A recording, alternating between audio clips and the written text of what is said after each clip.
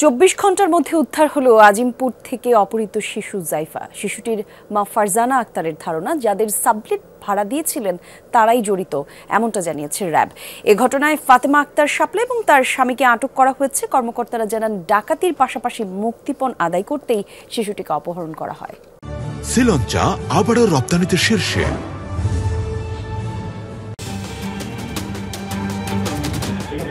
শুক্রবার সকাল ৮টা ৫৮ রাজধানীর আজিমপুরে ভুক্তভোগী ফারজানা আক্তারের বাসার সামনে অবস্থান নেয় অপহরণকারীরা। ২ মিনিট পর তাদেরকে নিজের ভাই এবং গ্রাম থেকে চাল এনেছে বলে ঘরে ঢুকিয়ে নেয় অপহরণকারী চক্রের সদস্য ফাতেমা আক্তার শাপলা।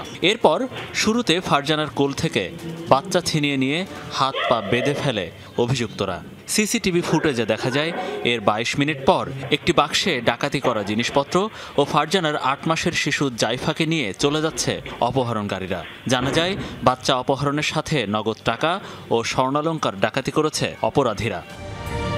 অপহরণের ২৪ ঘন্টার মধ্যে দুধের শিশু জাইফাকে উদ্ধার করেছে র্যাব। কর্মকর্তারা জানান, অপহরণ করে মালামাল নিয়ে চলে যায় পুরুষ ৩ জন। আর ফাতেমা আক্তার শাপলা মোহাম্মদপুরের নবীনগর হাউজিং এলাকায় তার স্বামীকে নিয়ে ওঠেন। সেখান থেকে তাদের গ্রেফতার করে বাচ্চাকে উদ্ধার করা হয়, তবে মালামাল উদ্ধার করা যায়নি। সুমন, রায়হান এবং হাসান, এই সুমন এবং রায়হান মূলত বাসার ভিতরে প্রবেশ করেন। এই অপহরণকারী চক্রের সদস্যরা এই ভিকটিমের মাকে বিভিন্নভাবে আটকে ফেলেন, তাকে হাত পা বেঁধে ফেলেন এবং মুখের ভিতরে কাপড় দিয়ে তার মুখটাও বেঁধে ফেলেন এবং তাকে এক ধরনের স্প্রে করেন তার নাকে এবং বাচ্চাটাকেও একটা স্প্রে করে অচেতন করে ফেলেন এবং পরবর্তীতে সে বাচ্চাটাকে নিয়ে তারা চলে আসেন। বাসা থেকে প্রায় ১,৭০,০০০ টাকা, ৬ থেকে ৭ ভরি স্বর্ণ এবং বেশ কিছু দামি ঘড়ি সেখান থেকে নিয়ে যাওয়া হয়।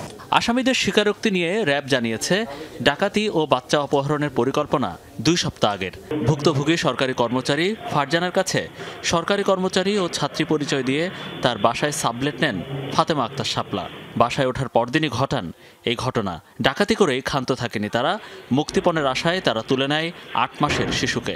অপহরণ করে তার কাছ থেকে মুক্তিপণ হিসেবে টাকা আদায় করে তাদের উদ্দেশ্য ছিল। বিভিন্ন ধরনের পরিকল্পনা তারা প্রায় ২ সপ্তাহ আগে থেকেই শুরু করেছিলেন এবং ১ সপ্তাহ আগে থেকেই তারা তাদের বাসায় একবার যান, গিয়ে তার বাসায় সাবলেট থাকবেন, তার বাসায় রুম ভাড়া নেবেন এবং তিনি অসহায়, তিনি একটা আর্থিক সংকটে আছেন, তিনি পরিবার থেকে একটু দায়গ্রস্ত অবস্থা আছে, এইসব কথা বলে তিনি মূলত একটি সম্পর্ক তৈরি করে তার বাসায় ওঠার চেষ্টা করেন।